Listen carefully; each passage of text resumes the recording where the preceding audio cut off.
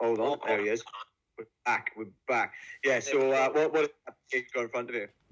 This is called Shui Hua, and it means snow beer. Snow beer. Very nice. Very nice. I unfortunately have it, guys. For those who are watching, I've got chili and lime nuts. I'm in a university campus recording this, so that's a bit of an awkward one, really. How are you anyway? You good? Yeah, good, mate. Busy, trying not to die in there.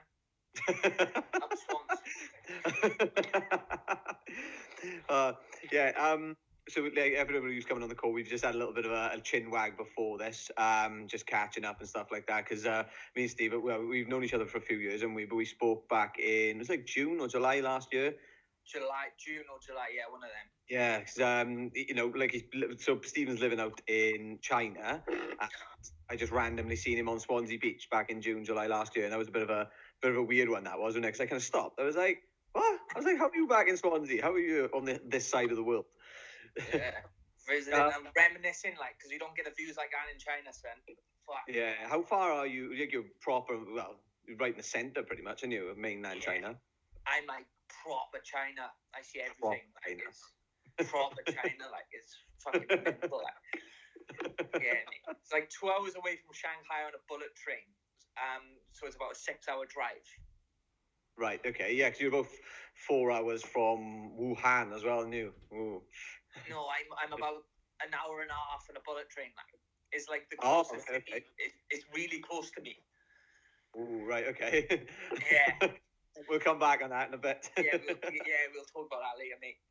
So the way we start the podcast, I think I sent you the thing before, and so big question first of all. So, what is your ultimate goal in life? I think it's probably going to be like an educator or a positive role model, mate. A positive role model. Well, so you are. Well, you're already an educator, really, aren't you? So, how long have you been teaching for? I've been since I moved to China about 2.5 years ago to teach. Yeah, teaching English. In Swansea and everyone was surprised I was going over there to teach English because I can't speak it like. I don't think most of us in Swansea can speak proper English anyway, can we? So no, like I get so many complaints about my accent and some of the words I say, like. Have you when you were in the UK though, and you did your teaching qualifications, did you teach much beforehand, or did you just kind of get the qualifications and go? Yeah, mate. It's basically you just got the qualifications and then you get all the experience over there. Yeah, it's like driving a car. Like you pass your test, but then you really learn when you're actually doing it. Okay, yeah. Watching it and gaining experience. Yeah, true. Yeah. You've got to immerse yourself in things like that, haven't you? It's, I suppose if you're learning a separate language as well, the way that I suppose you've picked up Chinese now is, is from actually immersing yourself in it and being around it consistently. Yeah, and that's what you've got to do, because some students who are in China struggle because they don't have the language environment. And another thing about language is also about the culture. So you just have to just go in there and just enjoy it. Yeah. Do many people in the part of China you're from speak English? Obviously not as a primary language, but just at all. No. I'm in the deep end, son. I'm in the proper deep end. Like before, when I first came to China, it took me 20 minutes to order noodles. 20? Oh my God. 20 minutes. I suppose with the pronunciations of the words is quite difficult as well, then, is it? Yeah, but I could. Yeah. That was when I couldn't speak Chinese. I was using English. And I have to get 5 people around me to use my phone and show it to them. It's crazy, but now I can handle myself. I can order some noodles, so it's not too bad. As long as you can order some noodles, that's the main thing. Yeah, mate.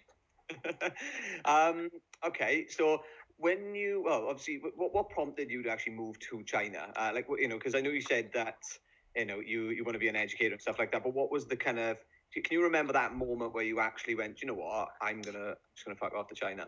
Yeah, mate, I've crystal clear. So basically, I was kind of in Swansea. I didn't have a clue what was going on. I was kind of hitting rock bottom. Didn't know what I wanted to do, and I think that was a problem with the education system as well. And because I think we all focused on getting money, focused. I remember in school we see charts about like, engineers get this much money, but people who do art don't get as much money. But we weren't really told to like go out and do what we want to do, or like chase like dreams. I know it sounds like corny bullshit, like, but we're not really told to like do what we want to do to make us happy. Yeah. And I was just like, even if I could just tell like one kid to just do something you want to do, I could. So I was like, I'm going to be a teacher. I'm going to try, because I got like my degree anyway. So after that, I had a phone call, and I didn't answer because I didn't know the number. And I checked my voicemails. It's something I never do. And then I checked my voicemails. It was like, would you like an interview in China to teach in China? And I was like, that's fucking weird. I wanted to be a teacher, and then I had a missed call, like, you know, and things happen for a reason, don't they? So yeah, mate. So when you had the missed call, I'm assuming you'd applied for some sort of a job, had you, or you put yourself in an agency, was it, or? Yeah, it was an agency. I can't remember which agency it was. It was an agency, and it wasn't for teaching. It was just for any job. Right. Okay. Because I was going to save up to do a PGCE. So yeah, it was just to save a job, and it just happened, bro. It's mental. Yeah, well, like you said, there some things just happen for a reason, and then you've just got to kind of grab the opportunity. You know, when opportunity does come knocking, you know, just run with it. And I'm guessing you are happy with that decision. You know, you're glad you moved to China then. Yeah, mate. You know, it's as much as I love Swansea and everything, I think if you experience like another place and another culture, I think you will like grow as a person as well. Yeah. And I think that's obviously like traveling, because I've traveled like a lot of Asia now. Yeah, different parts of like Asia and the whole of China I've basically been to. So what's your thoughts on China as like a place to travel? And you know, what kind of places would you recommend in China? It's hidden gems, man. There's so many places. Beijing is not that good. I wouldn't go to Beijing. No, it's too fucking big. It's like London, but 20 times the size. Yeah, there's like 20. Is it like 20 million? It's quite a lot of people though. In every big city in China is like, you know, it's pretty much London size right the way through, isn't it? Yeah, well, I live in a city called Hefei, and the Chinese people think it's small, and it's 10 million people. Yeah, 10 million people. Just like Swansea has about 300,000 people. I know all of them.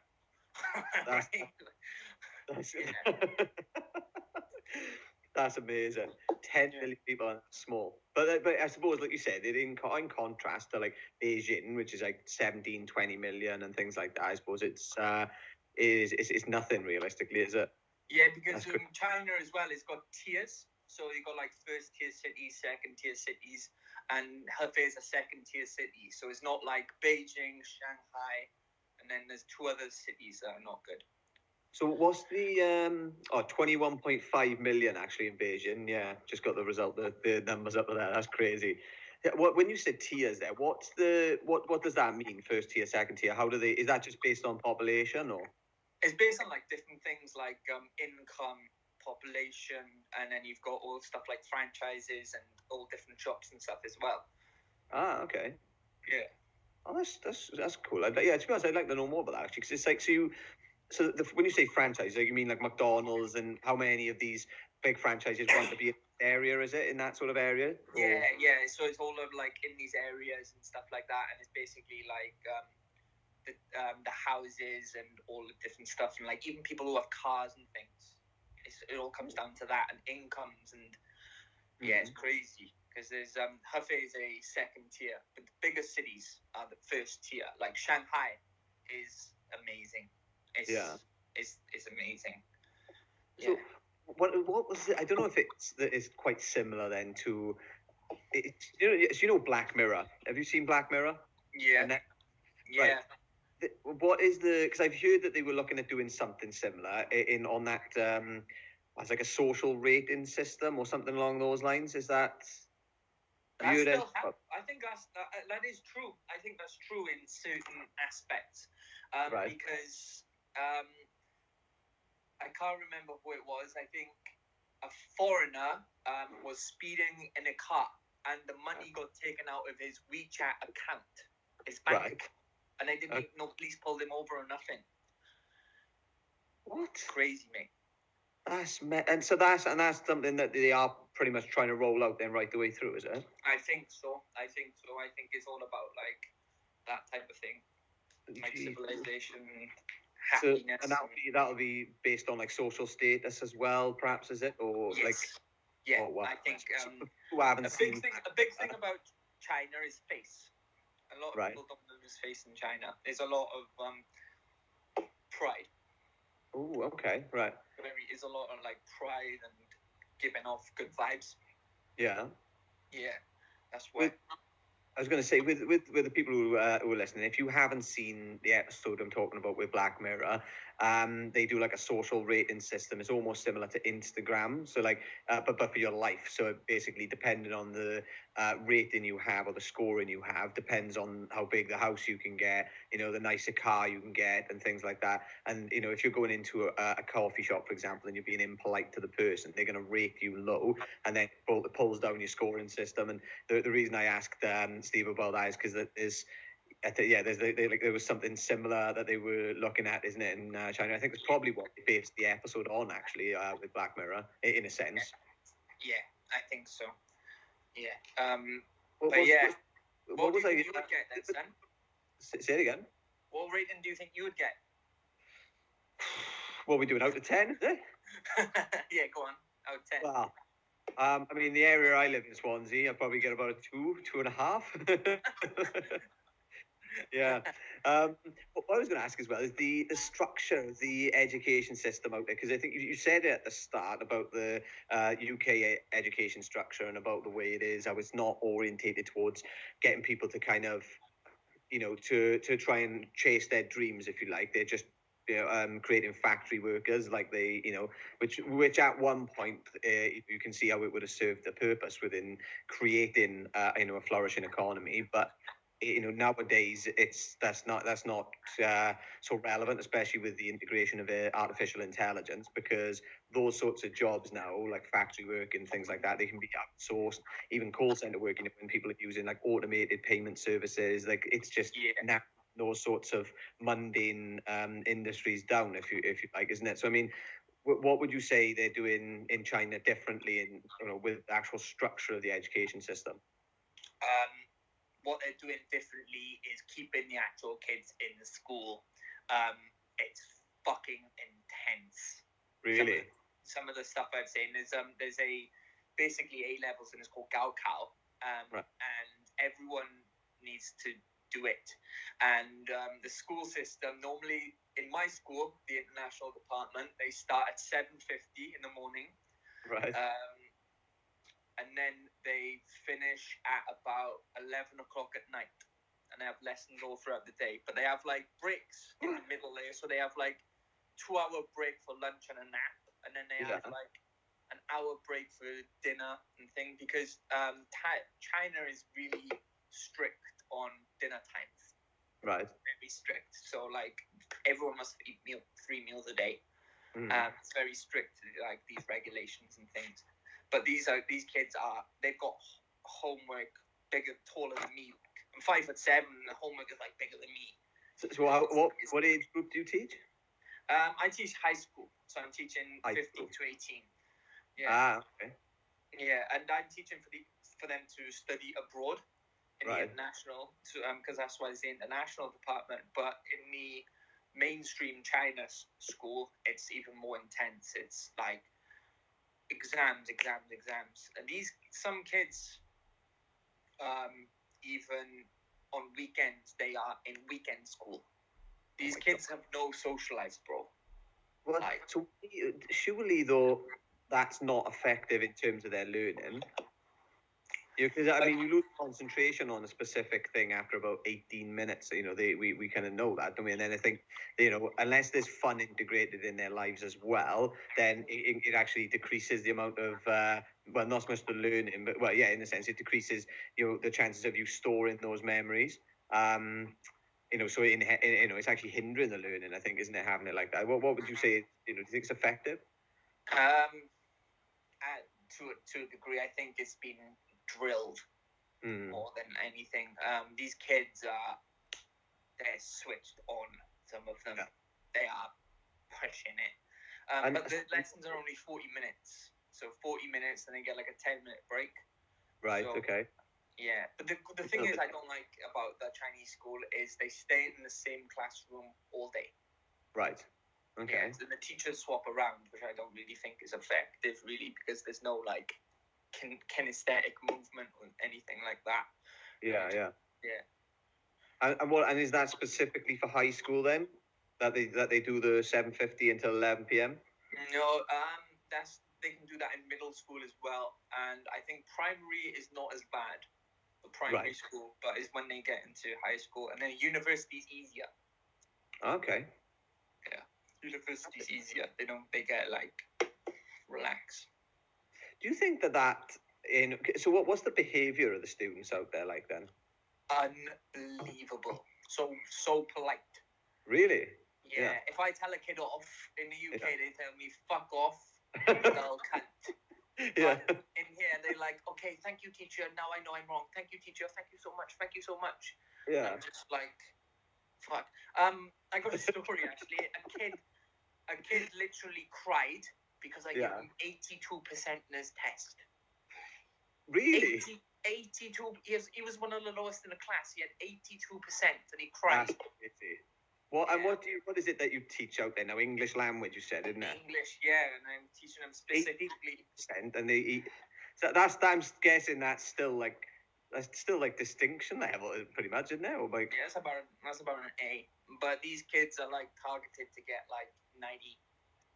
That's crazy. Driven in them. That is absolutely bonkers. How do they approach teaching kids with learning difficulties? For example, like autism and things like that. Touchy subject that is, mate.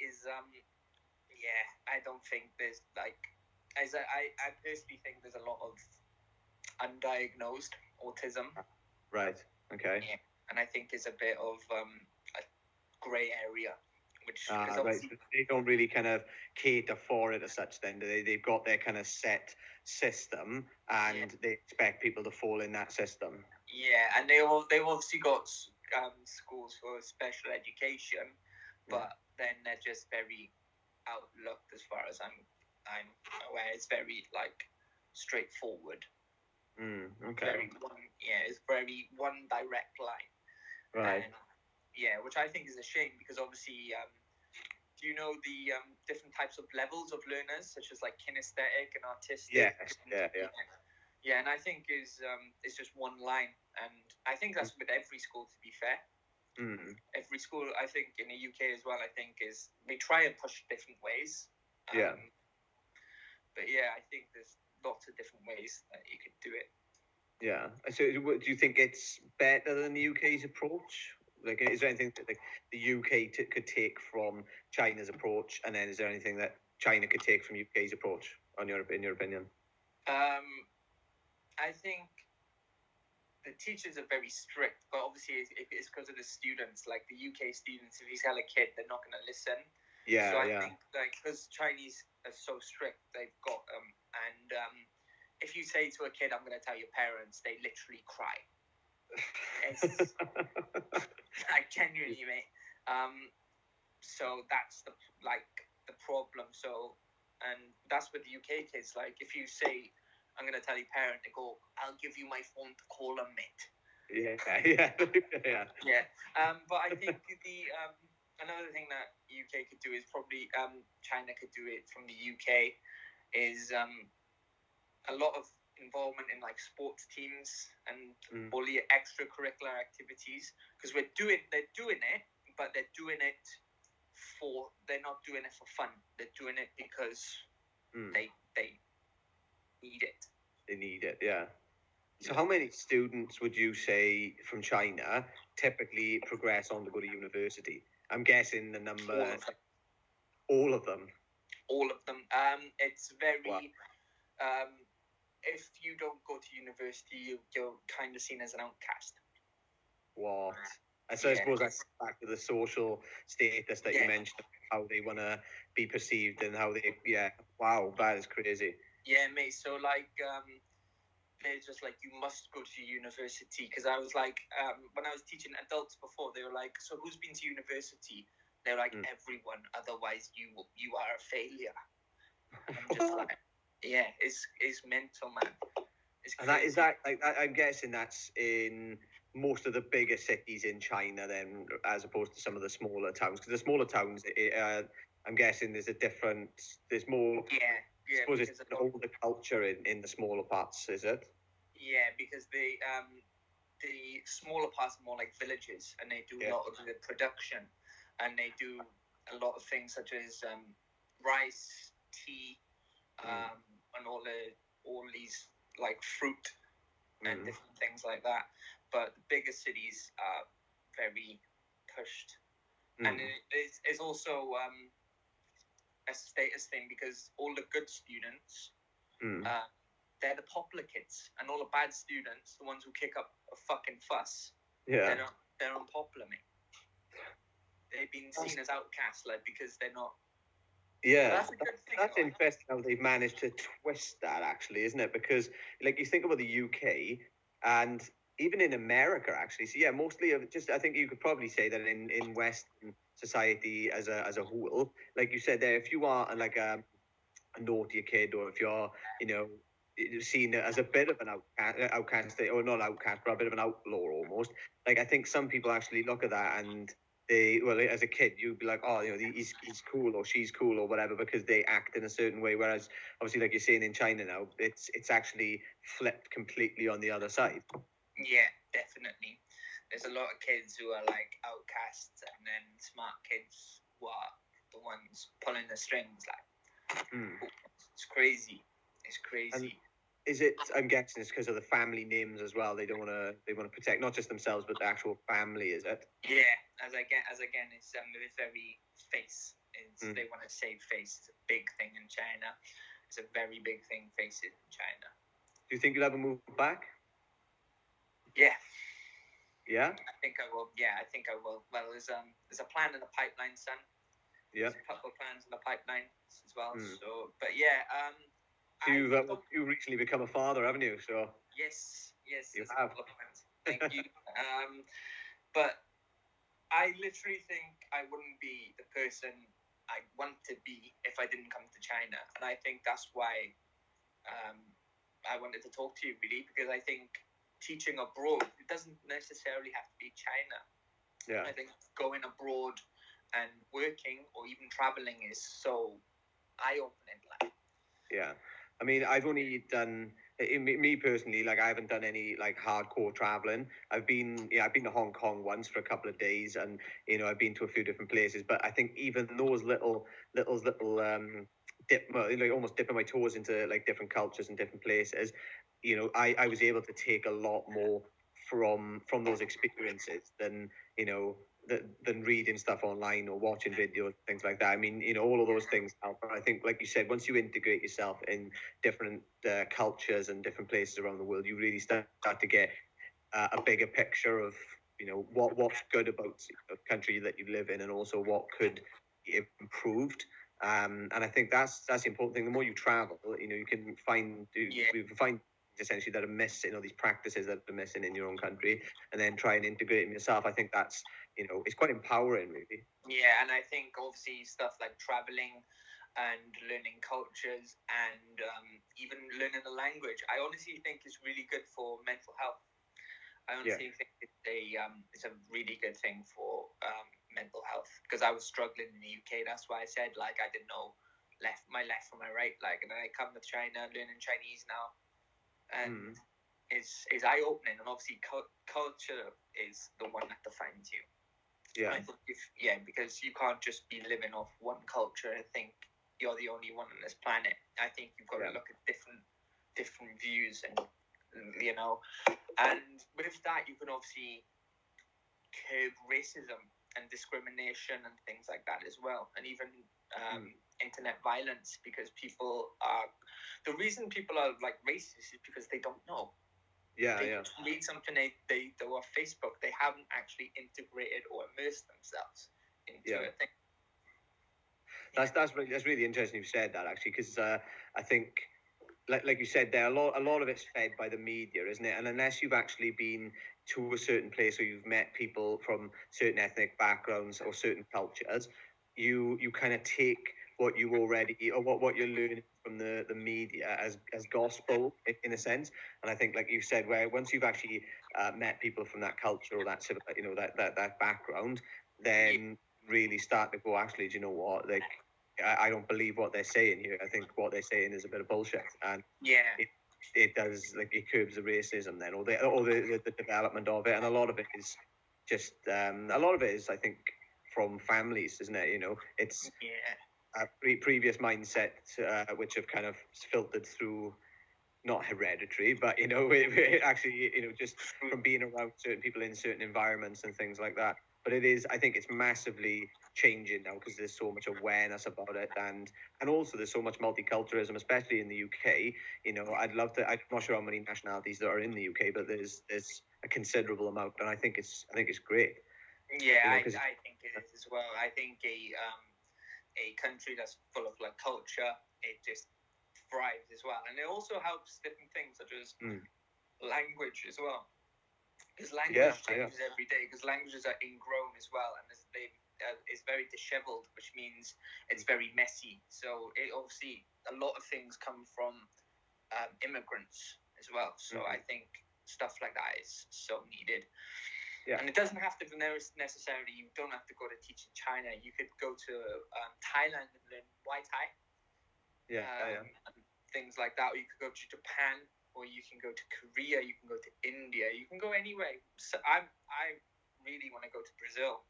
My next stop is, so I think, traveling is also the most relaxing thing in the world. Yeah, definitely. I think it's Thailand is where one of the places I've always wanted to go. So I'm not going to go in there at the end of the year now, just because it's, I suppose the culture, in a sense, is very similar to certain parts of China, I'd imagine, in Thailand, isn't it? Those rural parts of China, perhaps, is it? Or Thailand is a very big tourist destination for the Chinese. So I guess there's a lot of things that have been ingrown in Thailand as well. There's different things as well. I know you can see there's a lot of like Chinese signs and things like that. So, right. So I suppose it's like Spain, pretty much, isn't it? It's like it's like what Spain, the UK, Thailand is to China. Yeah, like, so everyone's like, "Wow, you've been to Spain," and I'm thinking everyone in the UK has been to Spain. That's great. Yeah, I suppose it's miles and miles, but it's halfway across the world from China, isn't it? But when I went to Aruba, actually, in a couple of years back, and Aruba is like one of the ABC islands just off the coast of like Venezuela, in between America and South America, and it was just full of Americans, and people were saying, like, basically they'll fly down from like New York and things like that to go to Aruba, and it's basically like their version of Spain. Because it's like an hour or hour and a half flight, and it's just this amazing tropical paradise. Like, it's just, it's incredible. One of the things I wanted to ask you about as well, relevant at the moment, is the coronavirus. Oh, fuck, I'm fed up with that. I'm fed up with fucking hearing about it, like. Yeah. It makes me feel bad. So you said you're an hour away on the bullet train from the epicenter, aren't you? Yes, I've been there, actually. I went, not recently. I went there about 2 years ago. It was my first city I've been to, apart from Hefei in China. Yeah. Really nice. Really nice. Really big as well, I'm guessing. Fucking massive, mate. Yeah. Massive. So with the coronavirus, then obviously I know there's like loads of stuff floating around online. So if do you want to just run through like what you've kind of heard so far, like from China, how it started, and just kind of run through some of the details. Obviously, because you're in quarantine yourself. And if you want to talk about yeah, that, mate. Yes, I'll tell you everything. Basically, it was found a couple of weeks ago. It was even before 2020 started that it was found by a couple of doctors. But apparently there was a couple of whistleblowers, and China were just like, nah, we've got this under control. And then it turned into chaos because one of those doctors died from the virus. Right. So he got infected from the virus. But basically, the coronavirus is a virus from wild animals, and this wild animal was a bat. This was a bat, and they were selling bats at a wild food market in China. And they sell some fucking weird shit, man. They sell like alligators and crocodiles and snakes, and like it's fucking insane. Sea cucumbers. Or weird stuff. What do you say? A puma? Sea cucumbers, mate. Oh, sea cucumbers. Yeah, fucking weirdest thing I've ever seen in my life, mate. That's absolutely mental. They've stopped a little bit now, though, haven't they? Because I know there was something that was went out there on the media, maybe about a week and a half, 2 weeks ago, stating that China is looking at actually they banned the consumption or the sale of certain wild animals. I don't know what certain wild animals that was, but apparently they have stopped specific. So they've the thing is though that everyone thinks about China is it is a developing country. So obviously things like that and things are literally mistakes. And they haven't really been taught, but they have created a law now, which is to stop selling wild animals. Right, like right the way across the board, is it? Yeah, I think wild animals. I suppose they could be quite tricky about that actually if they had specific like farms or certain places where they're not wild as such, they are kind of managed, isn't it? And they're they're just shipping the food in that way instead. So there's probably a loophole that could be in that one, I'd imagine. Yeah. But then again, like, I think stuff like bats and things like that are just, the world's aware now. You can't ban. It was a bat soup, you said, I think it was, wasn't there? No, genuinely, mate, you can Google it. You can literally Google and put it on your podcast, mate. There was a bat soup. Wow. I'm guessing you don't fancy trying that then? Oh, mate, it was buy one, get one free down my road. Like, it was class. And so with the quarantine then, what have they kind of, how long have you been in quarantine for, and how long is it likely to last? What's the quarantine look like from your side? I finished work in about 10th of January, around then, so we had about 3 or 4 weeks off. I still haven't been back to work. Right. So I've been off work. And we are now the 7th of March. So that's 6, 7. Yeah. Wow. Yeah. So are you outside at all, or? Basically, China have really kept everyone fucking so compact. It's really good because we live in something called communities, which is basically like, I'm trying to think of it, like the Vati flats. Right? Like, don't laugh. Yeah. Right, the way, like, do you know, like, everyone lives in, like, a certain, like, area, like the Vati flats? Yeah. This is basically all over China, but not like people shooting heroin up in them, like. It's actually, like, so they're all separated, and they all have security guards. And basically, one person from each household is only allowed to leave once every 3 days. Wow, and that's just to get food, and supplies and stuff like that. Supplies. You can walk in your community, but it's preferred that you basically have to wear a mask. Right. Okay. Yeah. And with like with food and supplies, then are they being managed by the government at the moment, or is it like business as normal, like supermarkets and stuff still running, and you've got to go to those? Pharmacies are being run by the government. Right. Medical care is being run by, which I think is pretty fair. Yeah. Because obviously, if people get a cold, they're gonna just go to the pharmacy, pick up some cold syrup, like, right. And they're not gonna get themselves checked. and that's where the danger lies now. Yeah. But things like supermarkets and stuff, they're just running, but they check your temperature to make sure you don't have a fever every time you go in. And when you go back then to the complex as well, is it? Yeah, they check your temperature again. Yeah. Wow. So it's a bit crazy then.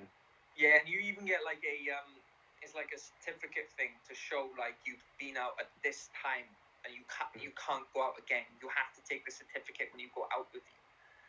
Oh wow!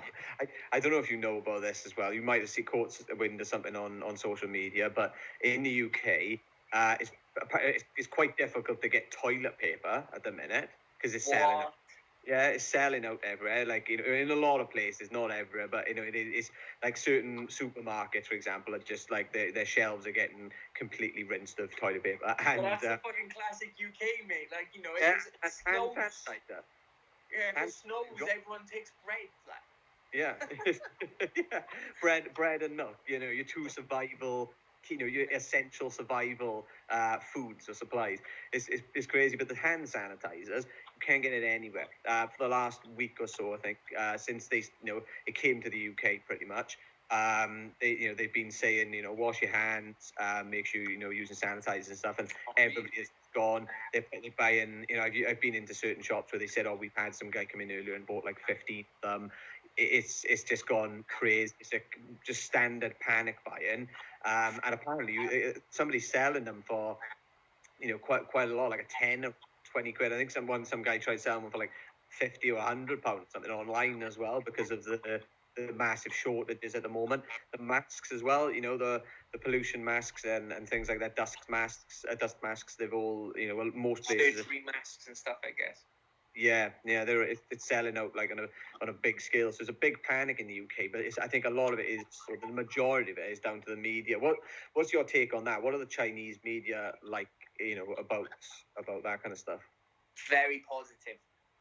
Very positive. It's very positive. Like, they always praising like how well the doctors and nurses are doing, which they have. Like in Wuhan, you've seen them. It's a fucking mess, and the doctors. I can't praise the Chinese government enough about how well they've actually handled the situation, and obviously, it's a lot easier when people live in little communities, and that's why I'm worried about the UK, because if you tell a UK person you've got a queue in your house, they'd be like, "Fuck off." Yeah, yeah. I think you shared it the other day. Where's the picture of the people in Tenerife wearing a mask? The British person. That's it. Yeah, in Tenerife, wearing a mask, and they were like still out sunbathing and necking champagne and stuff like that. Yeah. So that's literally the most British thing I've ever seen in my life. It is, yeah. But it's totally different, isn't it? I mean, if I had this conversation with somebody this morning, actually, about, you know, if it really does roll out massively in the UK, that it's going to be difficult to contain, because, you know, like you said, unless they put like travel bans and things like that, and actually stop people going to events and things like that, it's going to blow out quite quickly, I think, just because, you know, the people in the UK, they just travel left, right, and centre, you know, catching flights all the time. I know somebody who's actually just gone to Italy for holiday now. They were considering cancelling it, and I think, you know, at the same time, I do think that there's too much panic over it, because, you know, it is. You think there's not enough, is it? Literally, the Chinese, when it was about 70 cases or around there, Chinese people were like getting on it, and then suddenly it kept increasing, and suddenly public transport, everything stopped, and then because another thing was it was Spring Festival, which was Chinese New Year, and basically that's the biggest migration of people in the world, because everyone goes home, and I think you can't be you've got to be careful with it. Right. Yeah, definitely.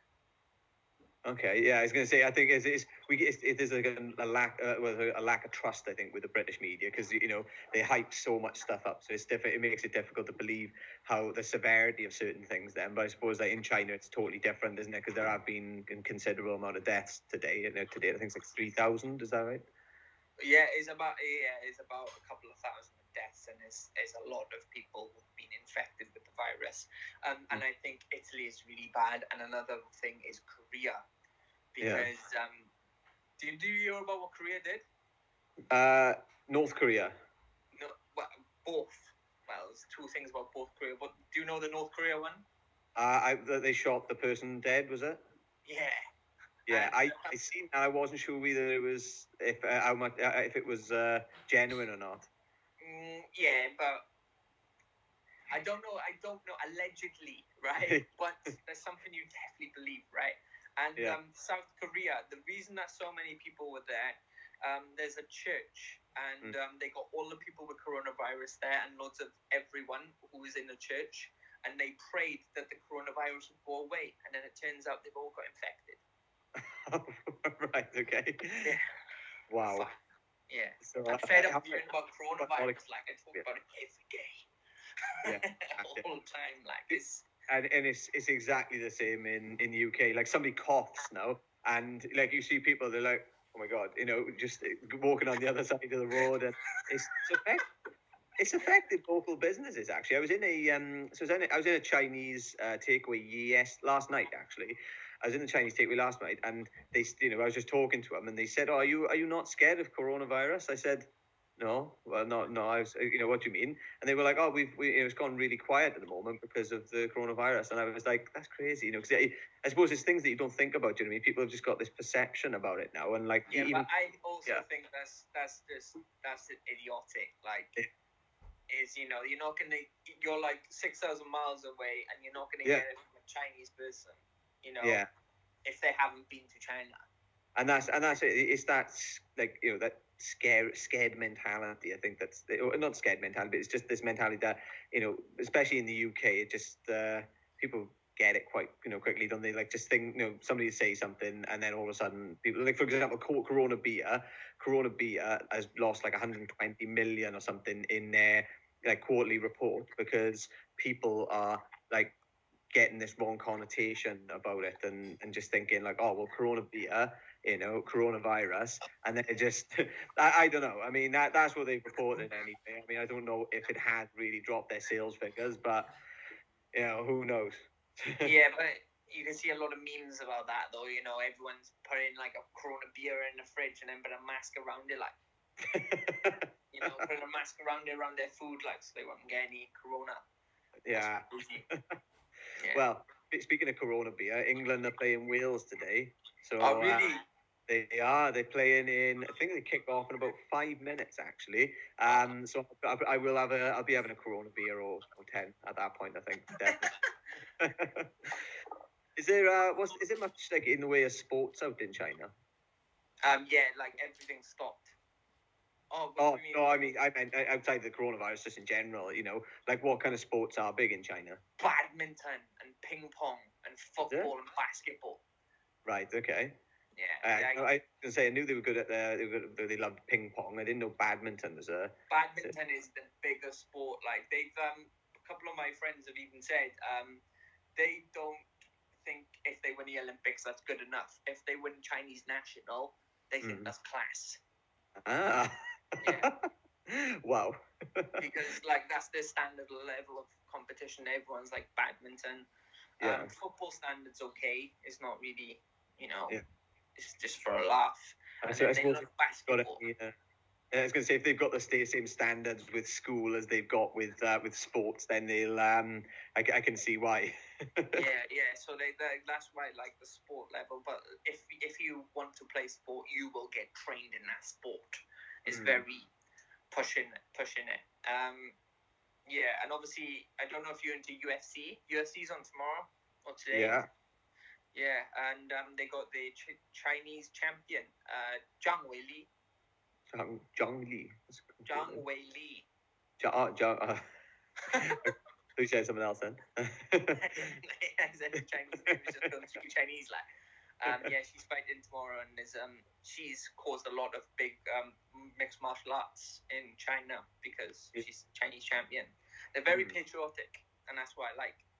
Yeah, no, I think I definitely would have got that impression, because like you said, going back to the saving face thing and protecting the name of the family from behaving a certain way. I suppose it all comes under one kind of umbrella thing, which is being patriotic, was being more in love with your country and stuff like that, isn't it? So what I was going to ask you as well, just because I know we're running on a little bit for you now, I was going to ask you to think of an idea, okay, that you'd like to see happen in the world and why.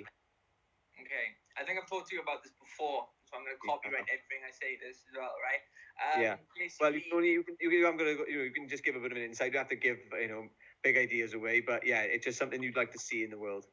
I basically want people to learn, well, especially in the UK, learn another language, and obviously through mental health. It's literally for mental health issues, because I think when you go to a country like America or even China, or if you go to any other country apart from the UK, everyone has a second language. Yeah. And I even think I regret not even learning Welsh in school. And I think learning another language is key, and I think in the UK as well, especially if you're suffering from mental health. And it works different parts of your brains as well, so it'll obviously interact with that part of the brain, and it will change it as well. So you think that with people who've got mental health issues, that if they learn another language, that it's because you're using this separate part of the brain, that you're kind of less likely to experience those sorts of definitely. I think it's an idea that they can try. Obviously, everyone may be good at languages. Some people may not be good at languages, and I think it's a very good idea that if you don't know, you can give it a go. Yeah, I think so as well. So I do think that's it's definitely something that's needed, especially in the UK. Like you said, it's not not enough people speak the bilingually, and I know they are pushing it in Wales in particular now. They are pushing massively for people to learn Welsh, not a school level. And with the universities now, everything's got to be bilingual. You're not allowed to put a poster up or anything on social media unless there's that it's bilingually transferred into Welsh as well. So I think it is definitely becoming more of a prevalent thing. But again, same as you, I actually really wish that I'd learned Welsh from a younger age. So, well, hindsight is mates, but things happen for a reason. That's why that's what you can do for a change as well. But I can speak Chinese, just fucking meant I can speak more Chinese than Welsh. Like, what the fuck? Well, I suppose you get more use of it anyway. There's definitely a lot more people to speak to in Chinese than there is in Welsh. Yeah, only a couple of 100 million. Oh, 2 billion. Sorry. 2 billion. Yeah. There we are. Right. Oh, it's been good to catch up with you anyway. So thank you very much, guys. Just to finish, this is going to be on. It's going to be on Spotify, it'll be on YouTube, and a couple of the other podcasting channels as well. And this is Steve Davis. He's Techno Steve on Instagram. No, man. Back in the day. Techno Steve 93, mate, on Instagram. If you want to give me a follow. Awesome.